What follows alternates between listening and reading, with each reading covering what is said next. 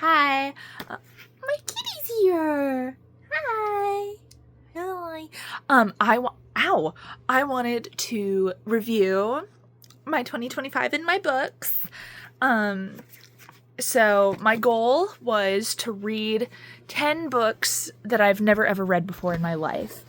And I read 13 books that I've never ever read before in my life, which is exciting for me. I'm seeing everyone like, my goal is to read 75 books and I read 130. And it's like, I'm not that cool. I'm not that cool. I don't do audiobooks, which I think is like really hindering my progress. I just spat all over you. I'm sorry. But like, I prefer a book. So I'm not ashamed of my 13. Just so you know, I'm not ashamed. Anyway, the first book I read this year was The Help. We all know The Help. It was fine. It was a fun story. It was one of those books where like I got it and I was like, I'll just read it. And then I read it in a day, which like I almost never ever, don't knock over my sody, which I almost never ever do. So like it was like a really fun read. There were a lot of things I wish it did that it didn't do. Like there were just like certain parts of like a character that I was like, oh, I think it would be fun to develop it in this way or to address it in this way. And then we kind of just didn't do that. I don't know why I'm reviewing The Help. It's been out since 2009 and everybody and their mother has read it, but I read it this year. So that's my thought. I read this other book, which I wish I wrote down the author for because it was really fun. The main title was just Sitcoms. Sorry. That's all I wrote down. That's all I have. It was a fun book. It wasn't particularly well written. The author, so it was like the history of sitcoms. So like we would take one sitcom from like each era of television, or like one sitcom that like changed TV history in some way. So like we started with I Love Lucy, we ended on like Community, I think. And like we went through all of that and talked about like what specifically it changed about TV, which was fascinating. I love TV. Like that's part of the reason why I like made myself do this, because like I watch so much TV. So when I saw a book that was like, what if you read about television? I was like, yes. So it was fascinating. It had awesome information. It was written very approachably, in my opinion. Like the guy that wrote it, just like sometimes it could be a bit clunky. There was a Seinfeld reference about every paragraph. I've never seen Seinfeld. So he was like, this show did this, unlike Seinfeld. I was like, oh. But that was a really fun read. Like, it was pretty thick because, like, again, a lot of TV shows, but like I learned a lot. It was super fun. Highly recommend if you like the history of television. I read the novel Forrest Gump because I saw Broe Deschanel's video on the movie Forrest Gump, and she mentioned like, well, the book was different. I was like, oh my god, there's a book?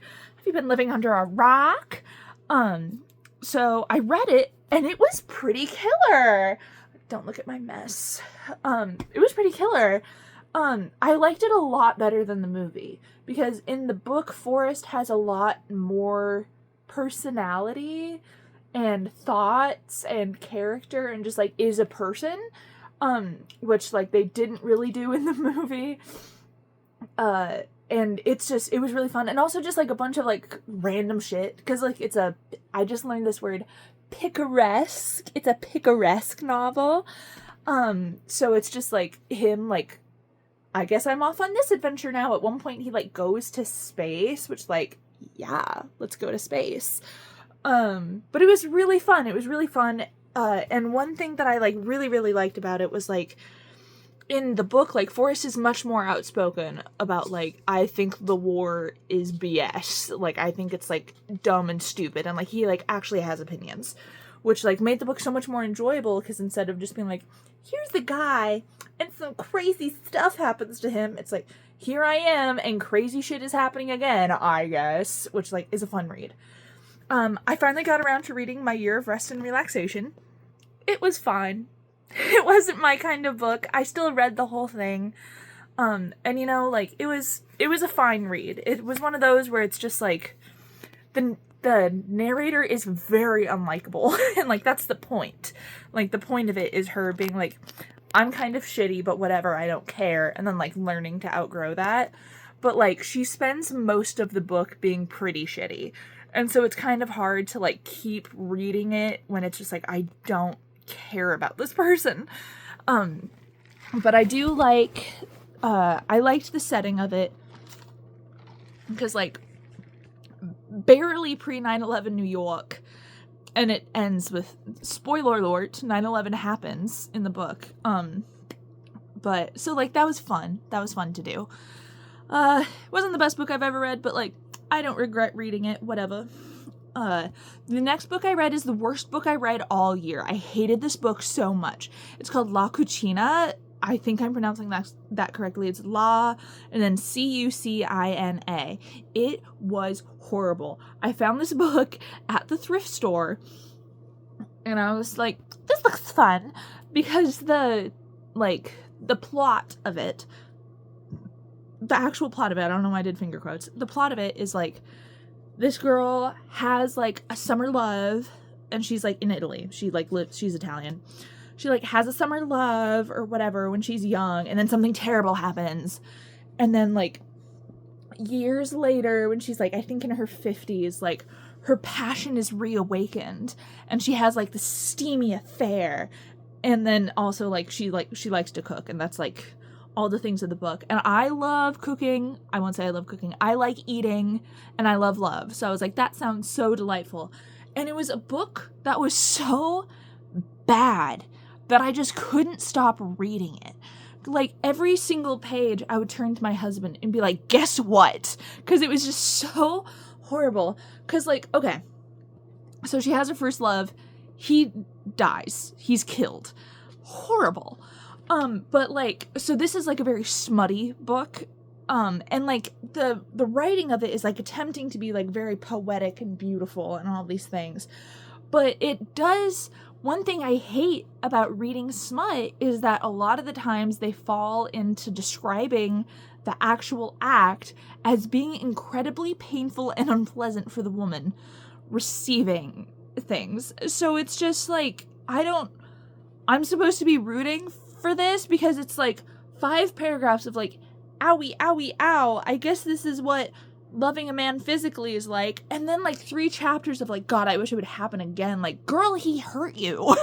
And like as a reader, it's like I didn't see her enjoying that. I'm in her mind, and in her mind she's like, ow, that doesn't speak to me like she's desperate for it to happen again. Anyway, so that was like annoying.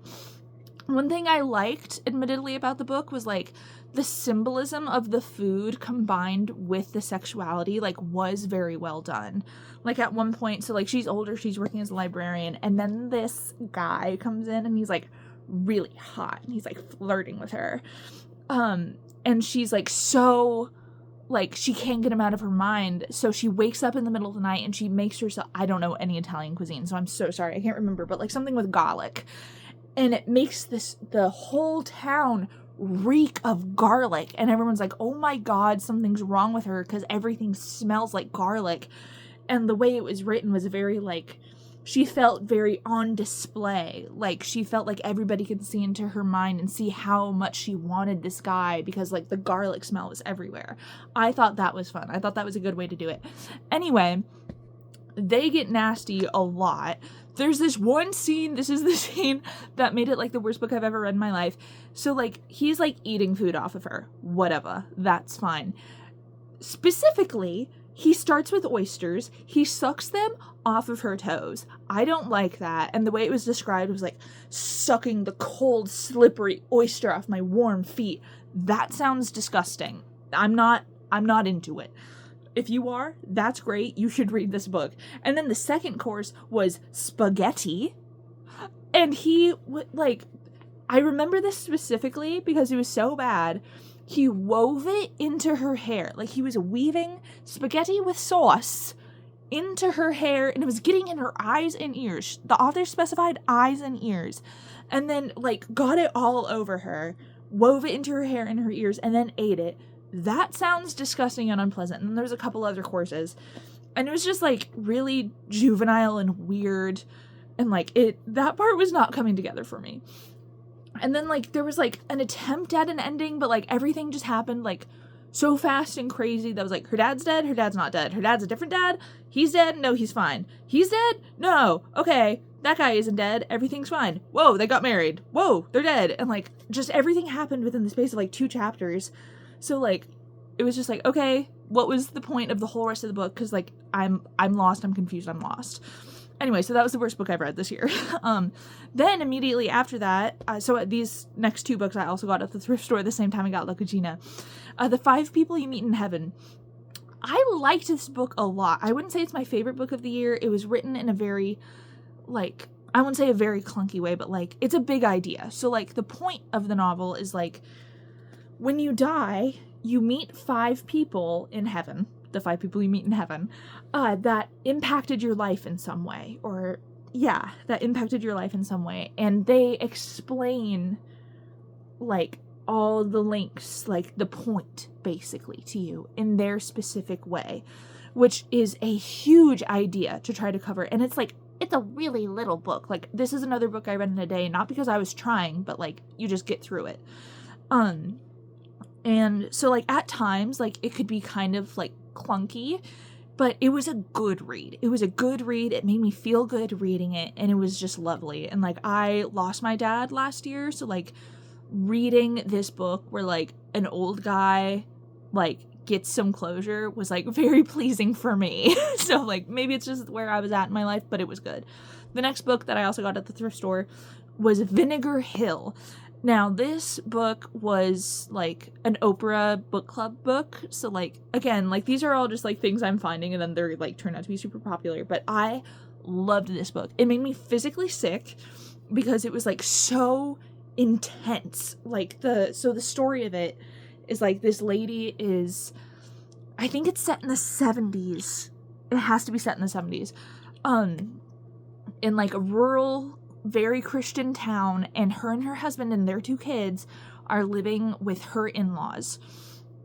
And it's just, like, the story of their, oh my god, marriage.